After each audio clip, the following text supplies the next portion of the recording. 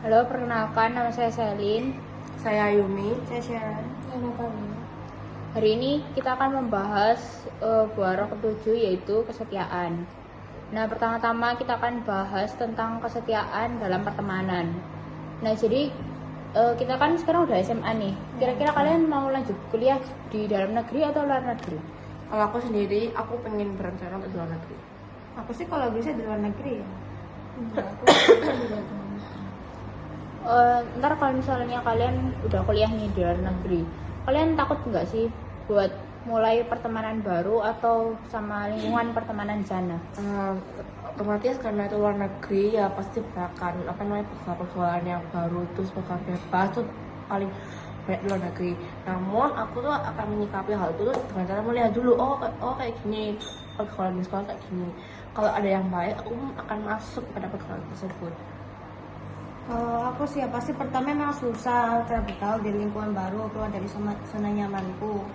Tapi ya kuliah tuh perlu waktu yang panjang, jadi kita tuh perlu teman yang di sana. Jadi ya pertama kita harus beradaptasi, nyari teman-teman, circle-circle yang baru. Jangan sampai masuk ke circle yang lebih sesat, yang bisa membuat kita jatuh gitu.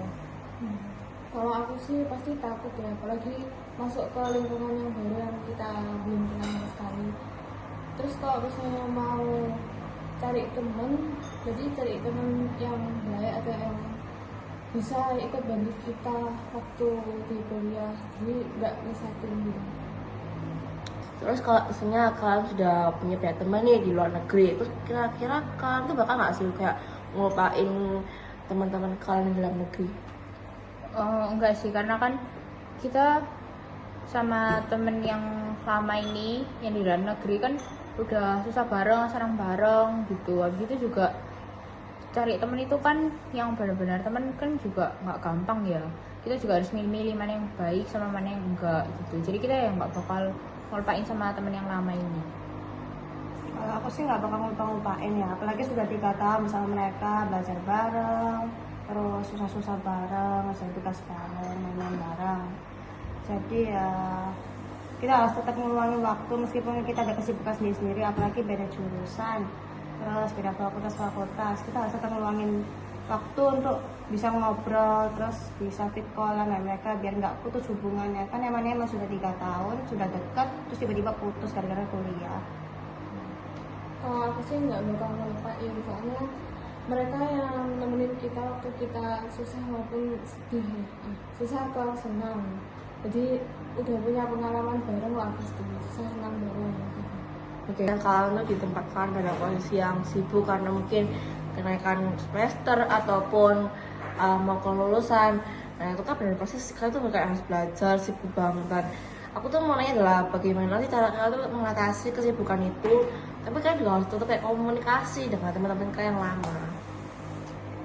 Kalau misalnya nih ya ada ujian, nah aku pasti bakal utamain ujiannya dulu, terus nanti baru selesai ujian.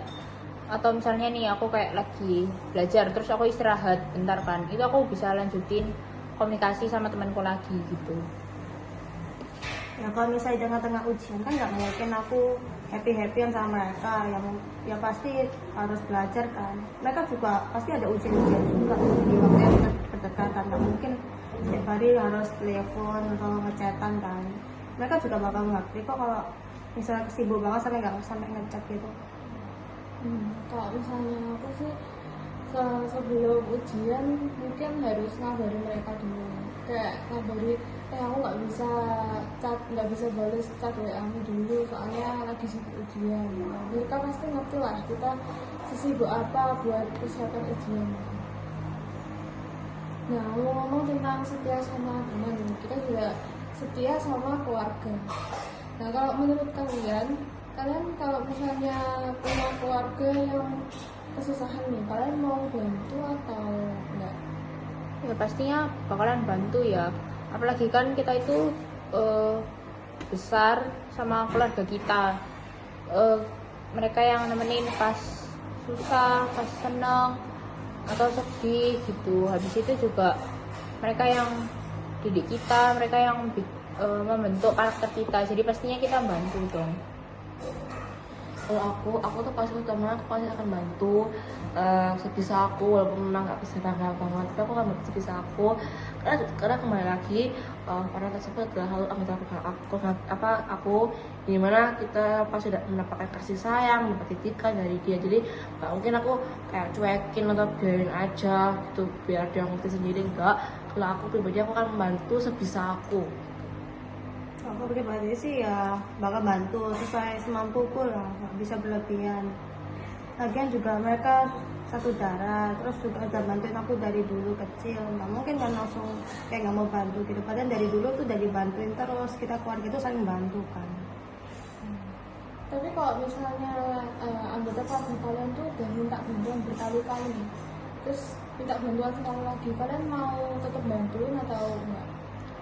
Tergantung kondisi sih, tapi mungkin enggak, karena kan ada saatnya juga mereka itu harus usaha sendiri gitu, walaupun misalnya itu keluargaku tapi mereka juga harus usaha sendiri kan buat menyelesaikan masalahnya mereka.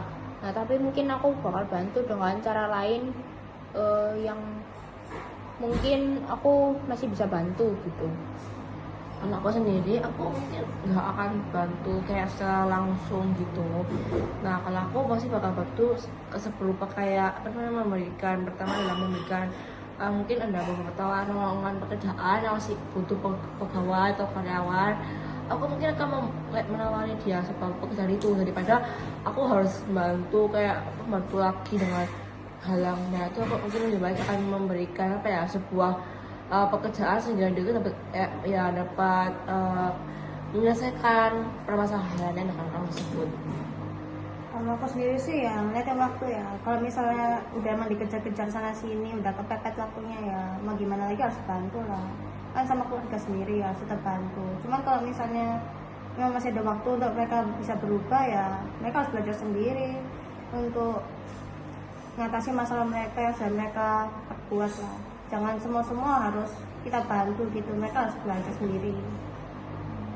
Nah, mau tentang kesetiaan itu nggak cuma tentang teman dan keluarga, tapi ada kesetiaan pada Tuhan. Nah, jika kalian pada keadaan susah, itu kalian tiba-tiba diajak sama teman kalian atau orang terdekat kalian, diajak ke aliran sesat untuk memenuhi kesusahan-kesusahan yang kalian hadapi, kalian bakal ngapain?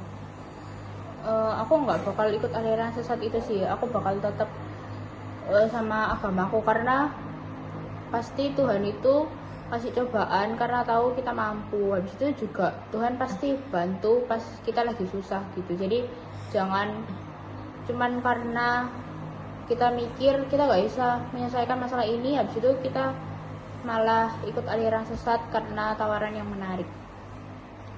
Kalau aku sih enggak ya, aku nggak akan menerima tawaran tersebut. Karena jujur Tuhan tuh pasti kita tuh pasti belajar dari tokoh-tokoh Alkitab seperti Ayub dan lain-lain, gimana mereka tuh kayak mendapatkan cobaan-cobaan ya dari Tuhan untuk menguji iman mereka. Nah, mungkin Tuhan itu juga akan melakukan hal tersebut sama seperti kita, menguji iman kita apakah teguh di saat kamu susah, apakah kamu kayak langsung tertarik hanya kesenangan sesaat. Dan juga tawaran itu pun juga merupakan hanya kayak keinginan daging sesaat, jadi itu tidak akan pernah bertahan lama. Jadi daripada hanya untuk mengorbankan kesenangan sesaat itu, aku lebih memilih untuk tetap berpegang teguh pada Tuhan. Kalau aku sih, kalau seberat-berat apapun kerjaanmu, sekurang-kurang apapun hidupku, tetap aku nggak mau ninggalin agamaku sih. Tetap setia sama Tuhan. Masih pada topik kesetiaan Tuhan, jika kalian harus pilih antara tetap setia pada pasangan kalian beda agama atau pilih untuk putus karena beda agama. Pertama-tama pastinya diskusi dulu ya, gimana untuk kedepannya. Tapi kalau misalnya emang udah nggak bisa bareng nih, ya mendingan putus aja, cari yang seagama. Kalau aku hal yang pertama kita lakukan harus diskusi terlebih dahulu, apakah tidak masalah jika menikah tapi dengan agama yang sendiri gitu. Jadi agama, maksudnya agama pacar saya kemudian saya juga tetap pada agama saya sendiri.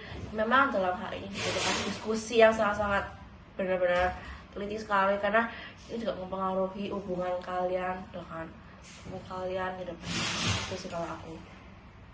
Kalau aku sih mungkin dibicarain dulu sama pacarku, soalnya kalau misalnya emang dia nggak ngizinin buat aku tetap sama agamaku, mendingan putus.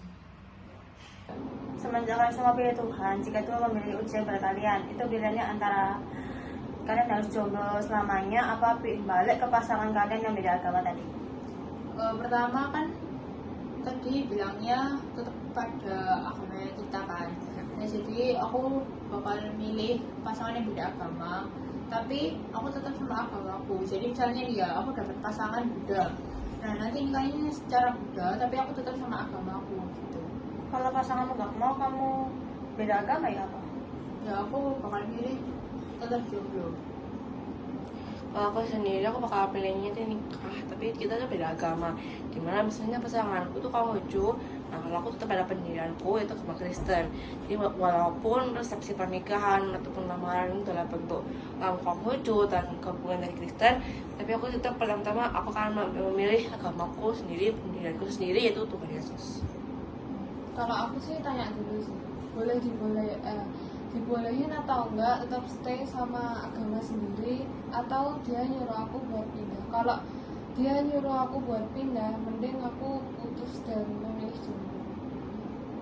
Ya sekian dari kami, dari keluarga kami, terima kasih.